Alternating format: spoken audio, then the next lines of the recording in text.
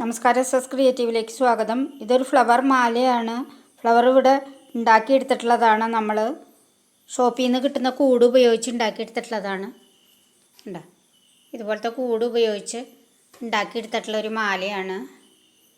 കെട്ടിയിട്ടുള്ളതാണ്, കോർത്തിട്ടുള്ളതൊന്നുമല്ല. ഉണ്ടമാല കെട്ടുന്ന അതുപോലെ തന്നെ കോർത്തിട്ടുള്ളതാണ്. വാഴനാരിന് പകരം നമ്മൾ കമ്പിളി നൂലാണ് ഉപയോഗിച്ചിട്ടുള്ളത്. കണ്ടു, വാഴനാരിന് പകരം കമ്പിളി നൂലാണ് ഉപയോഗിച്ചിട്ടുള്ളത്. അതുപോലെ ബൈൻഡിങ് ത്രെഡിന് പകരം ഇവിടെ ഈ ത്രെഡാണ് യൂസ് ചെയ്തിട്ടുള്ളത്.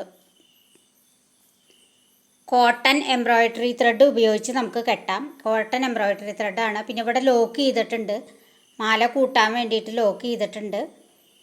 ഉണ്ടമാലയുടെ അതേ മെത്തേഡിൽ തന്നെയാണ്. ഫ്ലവേഴ്സ് കുറവായതുകൊണ്ട് 3 റോ ആയിട്ട് മാത്രമേ ഫ്ലവർ വെച്ച് കൊടുത്തിട്ടുള്ളൂ. നിങ്ങൾക്ക് എൻ്റെ വീഡിയോ ഇഷ്ടപ്പെട്ടിട്ടുണ്ടെങ്കിൽ ലൈക്ക് ചെയ്യണം, ഷെയർ ചെയ്യണം, സബ്സ്ക്രൈബ് ചെയ്യണം.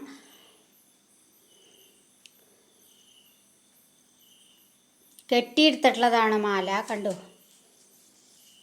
കെട്ടിയിട്ടുള്ളതാണ്.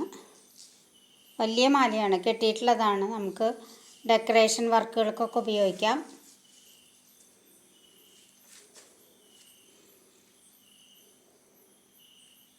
കോർത്ത് കെട്ടിയേക്കണതല്ല.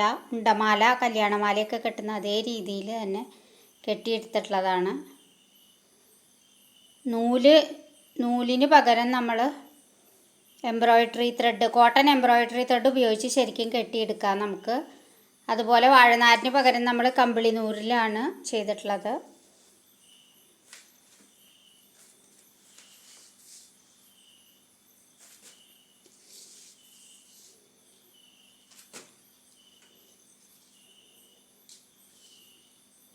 നല്ല ഉറപ്പിലാണ് കെട്ടിയേക്കണേ, പോവുമൊന്നുമില്ല. നല്ല ഉറപ്പിലാണ് മാല കെട്ടിയേക്കണേ. ഉണ്ടമാല കെട്ടുന്ന അതേ സെയിം പ്രൊസീജിയറിൽ തന്നെയാണ് ചെയ്തിട്ടുള്ളത്. 3 റോ മാത്രമേ ഫ്ലവേഴ്സ് വെക്കാനായിട്ടുണ്ടായുള്ളൂ. കൂടുതൽ റോയും കൂടുതൽ അടുപ്പിച്ചും വെച്ച് കഴിഞ്ഞാൽ അത്രയും ഭംഗി കൂടും മാലയ്ക്ക്.